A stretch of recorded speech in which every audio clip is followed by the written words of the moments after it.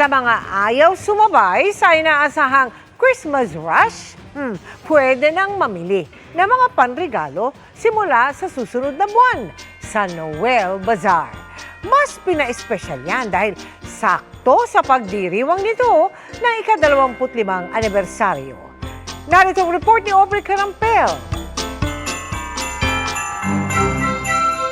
Tis the season of giving and shopping. Pwede nang simula ng pamimili ng panregalo dahil next month, magbubukas na ang ultimate shopping destination, ang Noel Bazaar. Now on its 25th year, kapartner pa rin ng longest-running bazaar in the metro, ang GMA Network at GMA Kapuso Foundation. 25 years of Noel and 75 years of GMA. Just proof that in our ever-changing world, some partnerships are really meant to last and become stronger through time. Over 500 participating merchants ang lalahok sa iba't ibang venues. Maraming pagpipilian mula fashion finds, accessories, toys, home essentials, at local products. Sa October 17 to 19 sa Philinvest Tent Alabang ang kick-off. Lilipat naman sa Crystal Pavilion Okada, Manila from November 14 to 16.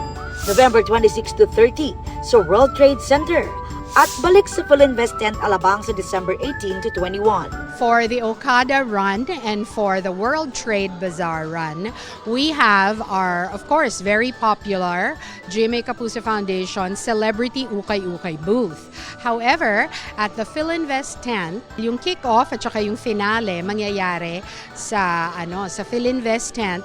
We also have a special booth that offers direct donation to unang hakbang sa kinabukasan. Sa media conference, present ang ilang Kapuso ambassadors ng Noel Bazaar na sina sparkle artist Sky Chua at Kapuso P-pop group Cloud7 na ready na raw ang personal items na kanilang idodonate at ipa-auction.